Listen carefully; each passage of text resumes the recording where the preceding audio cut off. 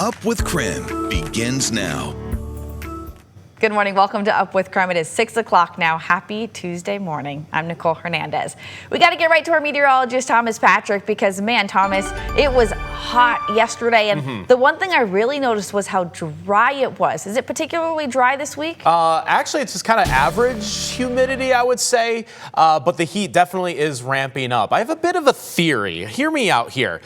So temperatures yesterday, 89 degrees in Spokane. Just shy of 90, but it was the only location that was shy of 90. I even looked at Coeur d'Alene, 93 there, 92 in Deer Park, even 90 in Pullman. I wonder if the grass by the airport is a little bit better kept than the drought-stricken areas around it, which might be hurting the temperatures, as in making it a little bit lower than some surrounding areas. Anyways, it's just a theory as of this point because it still feels hot one way or another, whether it's 93 or 89. It was just outright hot.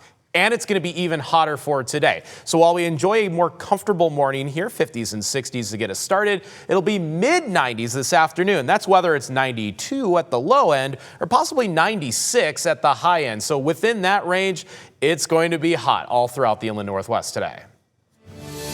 Quick live look at traffic this morning. Things looking smooth on I-90. You can see here not many cars on the road. This looks like a look out near Spokane Valley. We are at 6:02 now this morning, and really across I-90, things are looking good. We'll keep you updated if we notice any major traffic or backups here on Up with KREM. The Spokane City Council appointed Shelby Lambden to be an interim council member. She'll be the representative for District 2. Lambden is the Health Equity Director at Chaz Health. She also serves as the Vice Chair on the city's Library Board. The council appointed her in a 4-2 vote at last night's council meeting. Council members Bingle and Cathcart were the no votes. Lambden will be in this spot now for the next 4 months until District 2 can vote in the November election. Also during this meeting last night, City Council passed a resolution to start a reforestation program.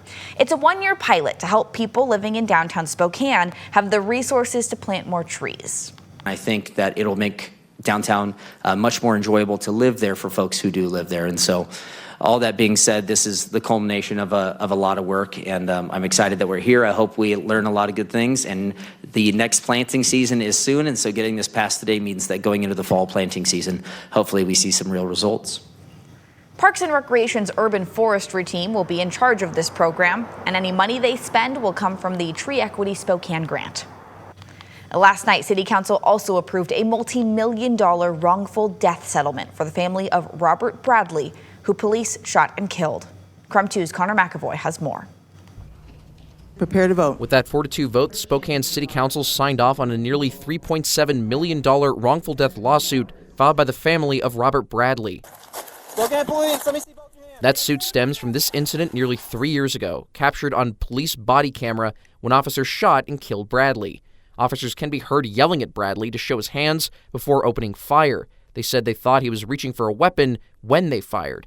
Bradley's wife said he was unpacking from a camping trip and that officers didn't give him enough time to comply with their orders before they opened fire. Prosecutors determined the use of deadly force was justified. But the agreed settlement voted on tonight came from a civil jury in federal court. The city will pay roughly $222,000 and insurance will cover the rest. This money goes towards Bradley's 2 children and his estate. I agree that they should give them the money, the $3.7 million. The problem I have is that that's not justice. Jim Leedy with the Washington Coalition for Police Accountability voiced his support for the settlement during tonight's City Council meeting. But he questions why 2 council members opposed the resolution. I also find it disturbing that 2 of the council members, Cathcart and Bingle, did not vote for the settlement, and they didn't give an explanation. Now that the settlement went through, Leedy hopes the community doesn't forget Bradley and the tragedy. You have a person who was taken away from his children, from his family, and there's just no justice. A heads up, we are officially 1 week away from the August primary election in Spokane County. The county already mailed out ballots, so you should have it by now. Depending on where you live will change what's on your ballot. Some things on certain ballots, whether the county should rejoin the Aquifer Protection Area, a few city council positions, and funding for EMS levies. Quick note, if you plan to vote by mail, your ballot has to be postmarked by Election Day, which is August 5th. On our website, we have a list of ballot drop-off boxes and more information on the election. The Okanagan County Sheriff's Office has been searching for a murder suspect for years. Now that search is over. The Sheriff's Office says skeletal remains found in Spokane matched the man accused of murdering an elderly couple more than 2 years ago. You may remember in 2022, deputies started looking for Dylan Harrington after they found Dave and Geraldine Covey shot in their home near Cheesaw. In the last week, the Spokane County Medical Examiner was able to match the DNA of a body found at a Spokane homeless camp to Harrington. Well, crazy video here. Take a look of a plane that crashed into an Idaho neighborhood over the weekend. Investigators gave us more information about what happened here.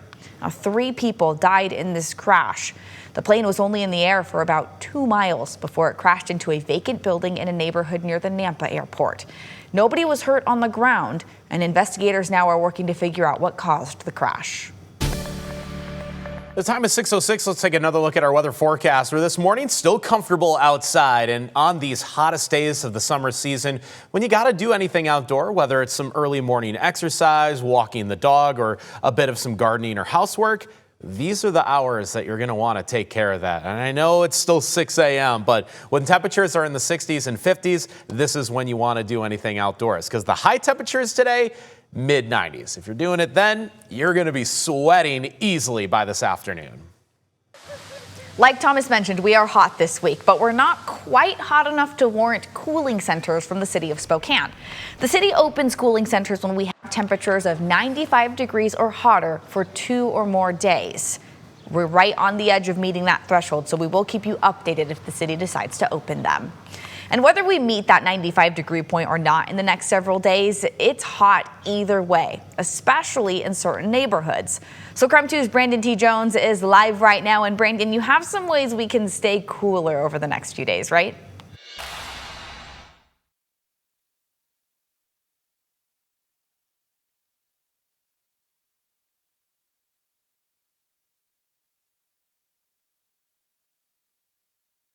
You got me now, but anytime you hit the 90s, you got to start thinking about ways to stay cool, and you can see that sun has officially started to shine this morning, so I imagine it's going to quickly warm up, just as Thomas was speaking on a few moments ago. But if you live in an area without natural shade, if you live without air conditioning, again, these are the kind of days where you gotta make sure you're staying indoors or just finding any type of way to stay cool. So let's talk about some of the areas that heat up the quickest.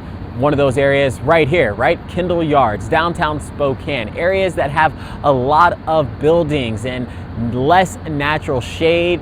Those are going to be the areas that heat up the quickest. So city, suburban, residential type neighborhoods, in any spot that has more buildings, less natural shade, the more pavement, the hotter it is.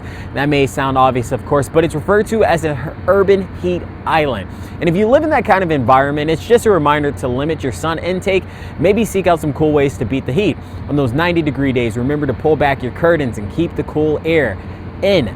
Go for a walk at the mall. For parents, it's cool inside, and you can also find free play spaces, libraries, another free option as well. So already, sun's up this morning. We're gonna continue to track kind of the current temperatures here in this area. Last time I checked, it was about 66 degrees on the sidewalk, but with that sun in the sky, again, going to expect it to start warming up here pretty soon. For now, reporting live in Spokane, Brandon T. Jones, KREM 2 News. Well, crews are still making progress on the Lake Spokane fire northwest of Suncrest near Tum Tum. It is now 83% contained. The fire burned over 2,500 acres. Now, crews also dropped all level 3 evacuations, but there are still level 2 and level 1 evacuations in place. The boat launch at the Lake Spokane campground is also still closed, so fire crews can safely access the area. And crews are also making progress on the Hope fire near Northport. They have it 79% contained. This fire burned more than 8,100 acres. Crews dropped level 3 evacuations for this fire too, but a few roads in the area are still closed.